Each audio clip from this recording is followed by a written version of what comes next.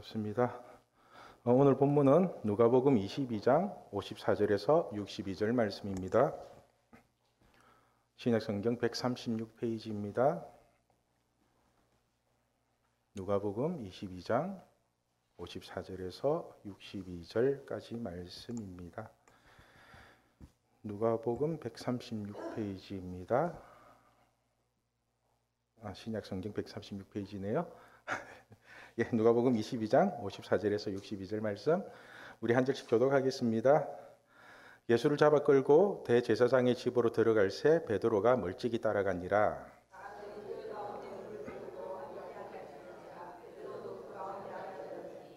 한 여종이 베드로의 불빛을 향하여 앉은 것을 보고 주목하여 이르되 이 사람도 그와 함께 있었느니라 하니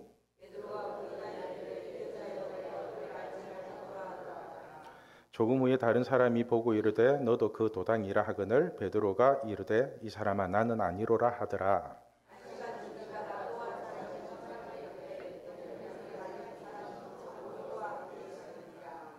베드로가 이르되 이 사람아 나는 내가 하는 말을 알지 못하노라. 고 아직 말하고 있을 때에 닭이 곧 울더라.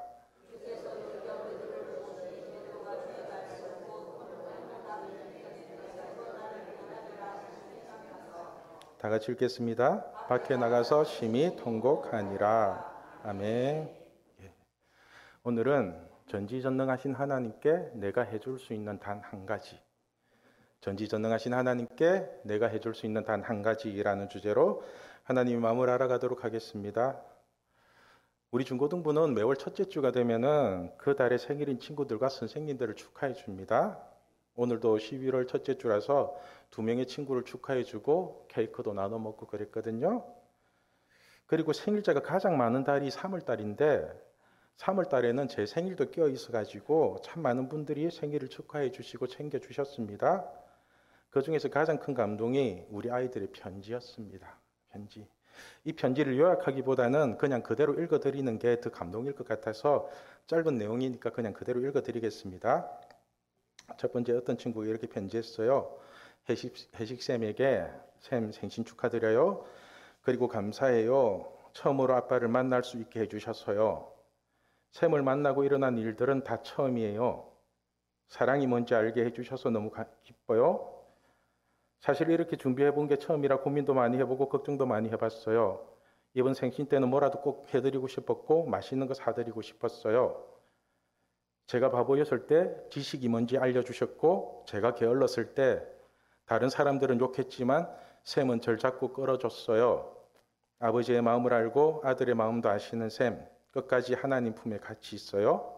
쌤을 매일 좋아하고 사랑하는 누구누구가 이렇게 하나가 왔고요. 또 얘는 여학생인데 전도사님 생일 축하드려요. 우리 중고등부가 탈바꿈할 수 있게 하나님 안에서 사는 중고등부가 되게 해주셔서 감사드려요. 전도사님 덕분에 계속 교회 나올 수 있어요. 몇 년 뒤에 중고등부에 전도사님이 안 계시면 어떻게 해야 할지 걱정될 만큼 저희에게 아주 중요한 역할을 맡고 계신 거 잘 아시겠죠? 오래 있으셔야 돼요. 꼭. 전도사님이 계셔서 토요 모임도 재미있고 예배도 전혀 귀찮지 않고 이제 혼자서도 기도할 수 있어요. 개인적으로 선물은 못 드리지만 하나님 놓지 않기로 전도사님께 약속할게요. 약속드렸으니 저는 하나님과 멀어질 수 없어요. 걱정 마세요. 오랜만에 편지를 써 두수가 하나도 없지만 제 마음 아실 거라 믿어요. 정말 감사하고 생일 축하드려요. 이렇게 왔고요. 그리고 이제 마지막으로 이 친구가 왔는데 전도사님, 제가 전도사님을 만난 지 벌써 4년이 넘었네요. 제가 표현이 서툴러서 이렇게 편지라도 적어봐요. 사람들은 한 번씩 삶이 송두리째 달라지는 경험을 한다고 하는데 저는 그 경험이 전도사님을 만나고 전도사님을 통해 하나님의 존재하심을 깨닫는 것 같아요. 편지를 쓰며 생각해보니 정말 감사드릴 일밖에 없네요. 사랑은 모순이라는 오늘 설교도 와닿았는데 그 이유가 전도사님과 형 누나들과 함께한 경험 덕분이란 생각이 들었어요. 저를 기다려주셔서 감사합니다. 전도사님, 제가 만난 전도사님들 중에 가장 하나님과 친하신 분 같아요. 앞으로도 그럴 것 같고요. 저도 전도사님, 언젠가는 전도사님처럼 하나님과의 관계를 말로 정의할 수 없을 만큼 친근한 사이가 될 수 있겠죠. 요즘 제 기도는 기도 내용은 제 주변 사람들과 세상 끝날까지 하나님과 함께 해달라고 기도하는 것 같아요. 생각해보니 이렇게 기도할 수 있는 이유도 전도사님 덕분이네요. 다시 한번 감사드립니다. 앞으로 제가 세상 살아가는 동안에 전도사님께 받은 만큼 아니 제가 될 수 있는 최대한 노력해서 하나님의 자녀로 살아가겠습니다. 생신 축하드립니다. 참 다시 읽어도 감동이네요. 제가 이런 식으로 여러 통의 편지를 받았는데 한결같이 하는 얘기가 전도사님을 통해서 하나님을 만나서 너무 좋고 자신도 하나님과 찐친이 되고 싶다는 그런 내용이었거든요. 제가 이런 편지를 읽으면서 그냥 감동의 눈물이 뚝뚝 떨어지더라고요. 그러면서 드는 생각이 우리 하나님 참 행복하겠다는 생각이 들었어요. 우리 하나님 참 행복하겠다. 그렇잖아요. 편지는 저한테 썼지만은 내용은 다 하나님을 높이고 하나님 찬양하고 하나님을 버리지 않고 끝까지 하나님 잘 믿겠다는 다짐들이잖아요. 그게. 그리고 또 제법 많은 선물도 받았습니다. 그 중에서 가장 감동받은 선물이 우리 중학교 1학년짜리가 보낸 선물이었거든요. 왜냐하면 다른 친구들은 생일 선물을 줄 것 같다고 짐작을 했는데 이 친구는 전혀 예상치 못했어요. 그런데 이렇게 예상치 못한 친구가 3,500원짜리 커피 쿠폰을 하나 보내는데 와, 가격은 제일 싼데 감동은 진짜 최고 비싼 감동이었습니다. 그리고 제일 비싼 선물이 뭐였냐면은 독일 명품 최고급 비타민이었습니다. 이름이 뭐 오소몰 이문인가 그랬거든요. 저도 이게 처음 보는 물건이라서 인터넷에 검색을 해보니까 뭐 비타민계 에르메스라고 하면서 한 병에 5,000원 정도 하더라고요. 지금은 가격이 많이 내렸지만 무슨 비타민이 한 개에 5,000원이나 하는지 이런 걸 30개들이 한 박스를 주니까 뭔지도 모르고 받기는 받았는데 도저히 아까워서 매일 먹지를 못하겠더라고요. 그래서 지금 한 달에 한두 개 정도 링거 맞듯이 그렇게 먹고 있거든요. 아직도 먹고 있어요. 힘들 때마다. 어제도 하나 먹었는데. 자, 지금 그렇게 먹으면서 문득 생각이 들더라고요. 만약에 우리가 하나님께 선물을 한다면은 하나님은 우리의 어떤 선물을 받고 가장 기뻐하실까 이런 생각이 들어요. 갑자기. 여러분이 생각하기에 전지전능하시고 모든 것을 다 가지신 하나님이 어떤 선물을 받으면 가장 기뻐하실까요? 어떤 거? 전지전능하신 하나님한테 뭐 필요한 게 있고 우리에게 받고 싶은 선물이 과연 있기는 할까요? 정급하면 하나님 직접 만드시면 되잖아요. 창조까지 가능하신 분인데. 오늘은 이런 의문을 가지고 본문 말씀을 한번 풀어보면 좋을 것 같습니다.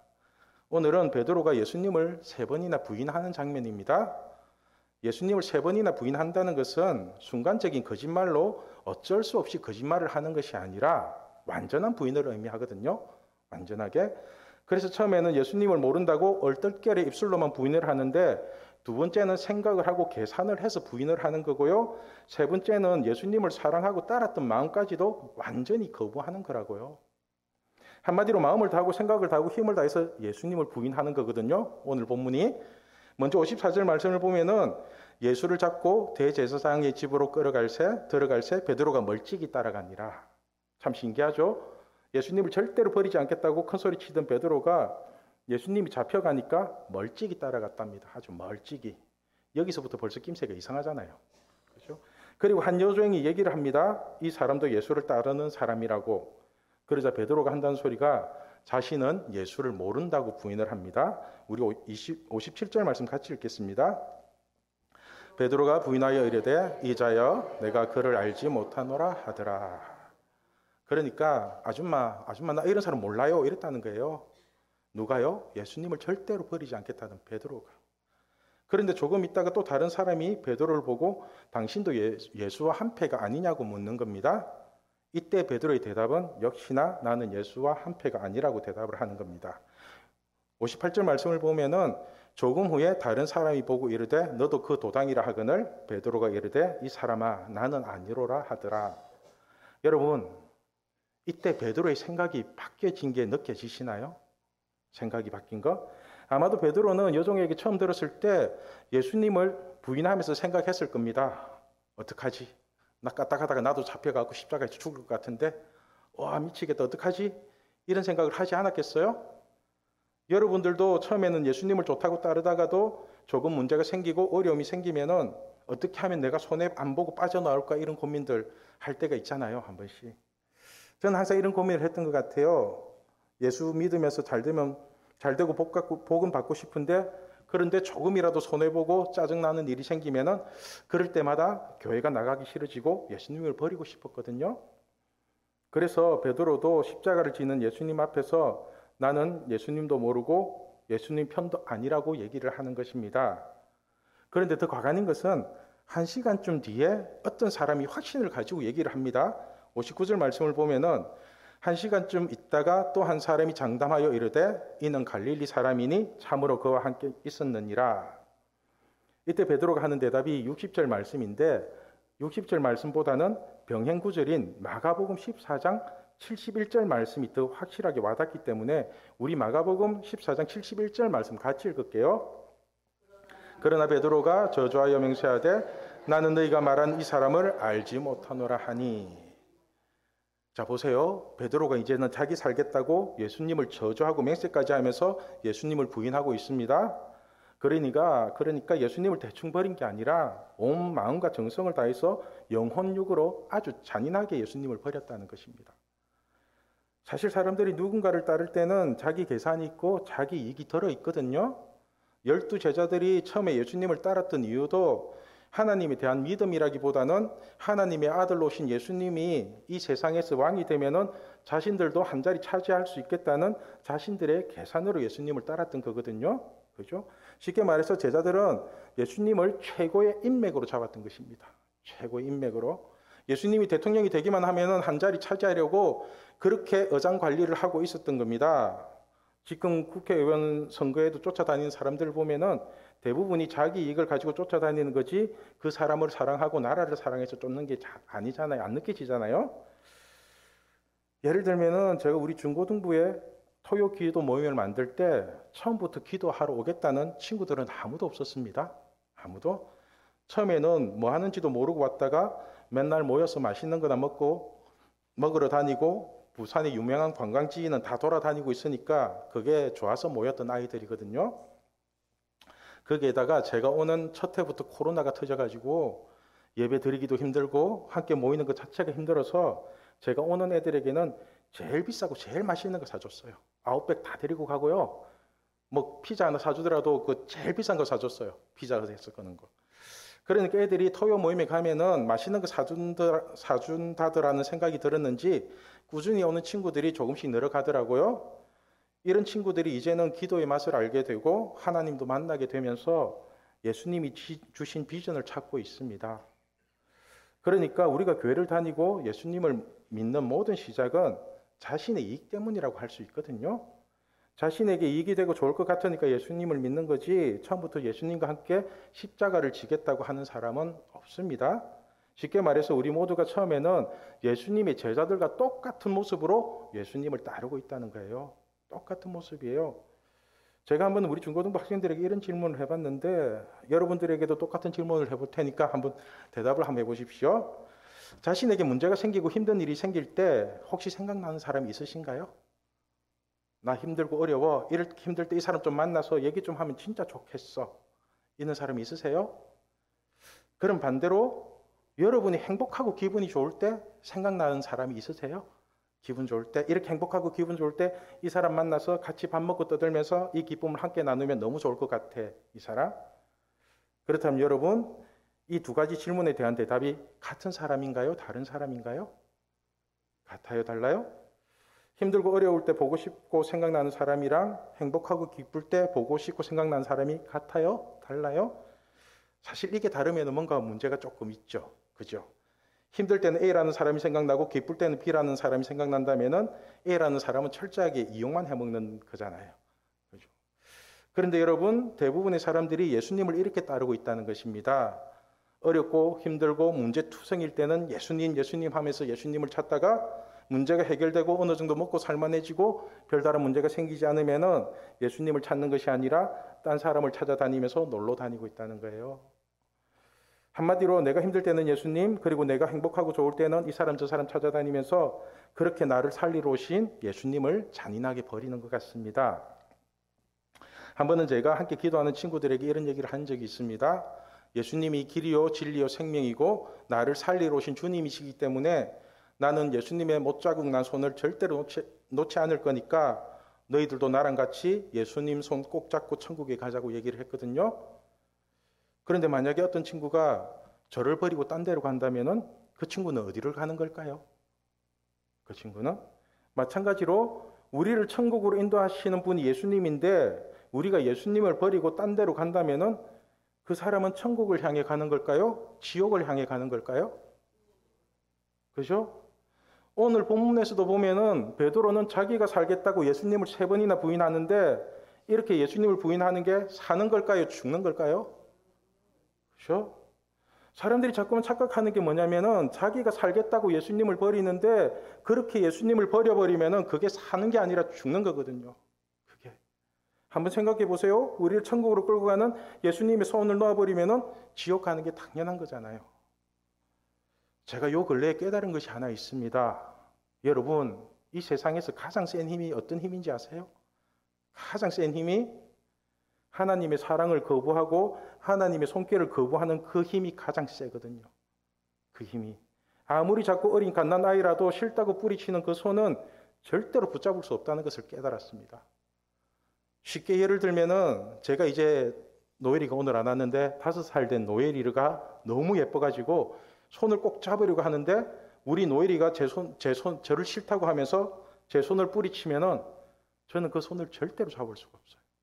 절대로. 신기하죠? 힘은 내가 더 세고 내가 더 강한데 그 노엘이가 뿌리치는 그 힘을 내가 차마 이길 수가 없다고요. 그게. 마찬가지로 하나님이 우리를 아무리 강력하고 강한 100톤의 힘으로 우리를 붙잡을지라도요. 우리가 하나님의 손을 뿌리쳐버리면은 전지전능하신 하나님조차도 아무것도 해줄 수 없다고요. 아무것도.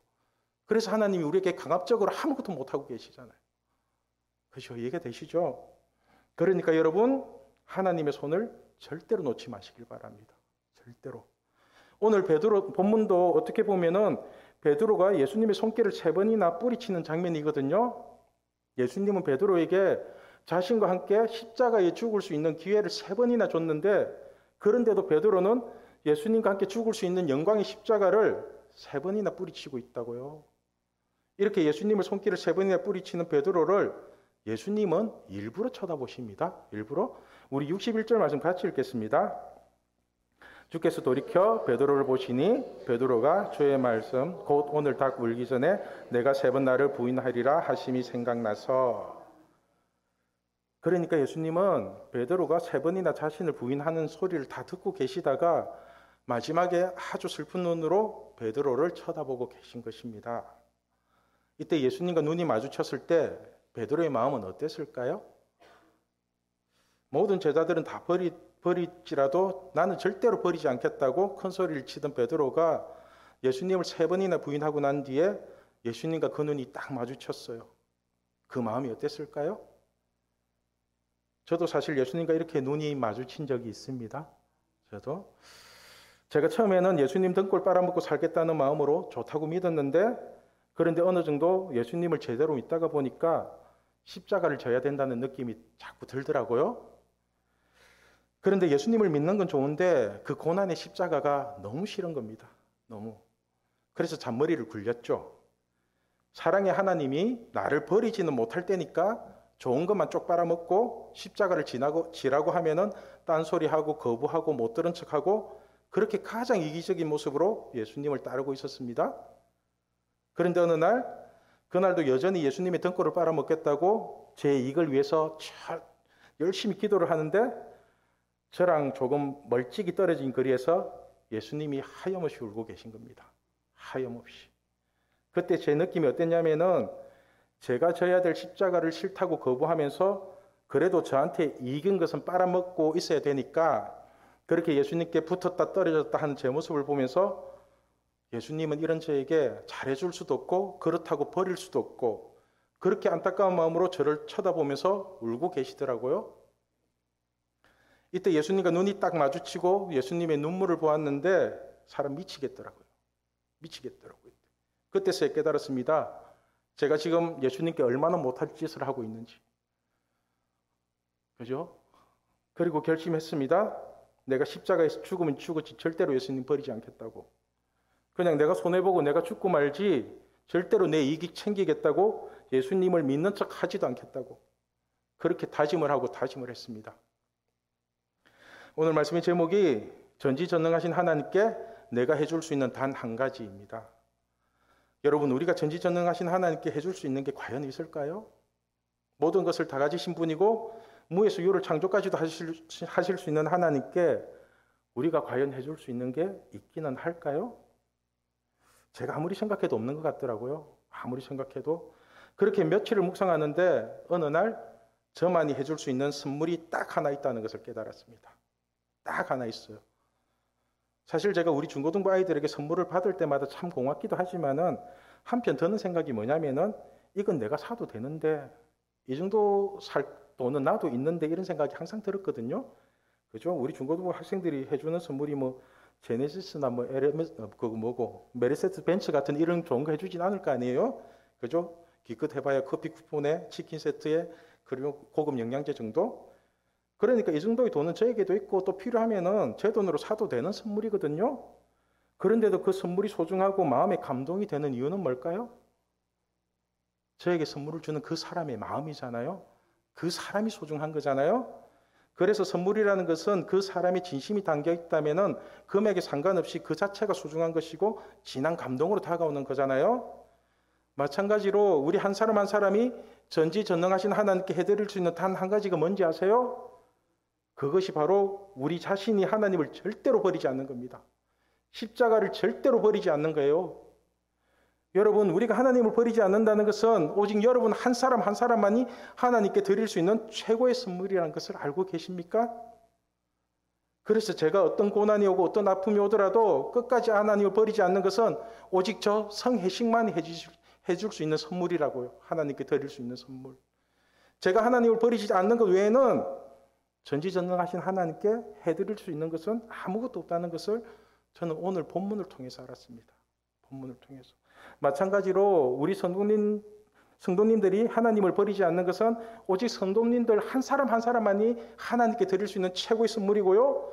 우리 중고등부 아이들이 하나님을 버리지 않는 것이 우리 중고등부 아이들만이 하나님께 드릴 수 있는 최고의 선물이라고요.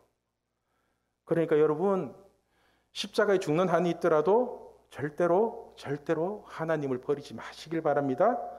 그냥 하나님의 손 꼭 잡고 끝까지 하나님의 자녀로 당당하게 살아가시기를 바랍니다. 이게 우리가 하나님께 드릴 수 있는 단 하나의 선물이거든요. 하나의 선물. 베드로도 예수님을 따라 버렸다가 결국은 십자가에 죽잖아요. 결국은. 사람들이 예수님을 믿는다고 하면서도 참 아이러니한 게 자기 십자가를 지는 게 천국을 가는 건데 십자가의 고난이 너무 싫어서 십자가를 버리고 천국에 가려고 하거든요. 그렇죠? 여러분, 우리가 십자가를 버리면 천국에 갈 수 있을까요? 십자가가 천국 가는 열쇠인데 십자가를 버리고 가봐야 어디를 가겠어요? 지옥밖에 더 가겠어요? 그러니까 좋은 집에 살고 좋은 차를 타고 맛있는 거 많이 먹으면 뭐해요? 하나님이 없으면 그곳이 지옥인데. 그런데 무화과 나무가 무성하지 못하고 포도나무에 열매가 없고 감람나무에 소출이 없고 밭에 먹을 것이 하나도 없고 우리의 양도 없고 외양간에 소가 없을지라도 그래도 우리가 아빠 하나님의 손을 놓지 않는다면은 그곳이 천국이잖아요. 그곳이 천국입니다. 한마디로 우리가 예수 믿고 되는 게 하나도 없고 비록 십자가에 죽을지라도 그래도 그 십자가를 버리지 않는다면은 그곳이 바로 천국을 살고 있는 겁니다. 그래서 천국은요, 십자가를 버리고 가는 곳이 아니라 못자국 난 예수님의 손을 꼭 붙잡고 자기 십자가를 지고 가는 곳이라는 사실을 명심하시길 바랍니다. 저는 우리 신앙교 식구들 모두가 전지전능하신 하나님께 해드릴 수 있는 오직 한 가지, 예수님의 못자국 난 손을 꼭 붙잡고 하나님을 절대로 버리지 않는 그렇게 최고의 선물을 하나님께 드리는 거룩한 하나님의 자녀들이 되길 소망합니다. 기도하겠습니다.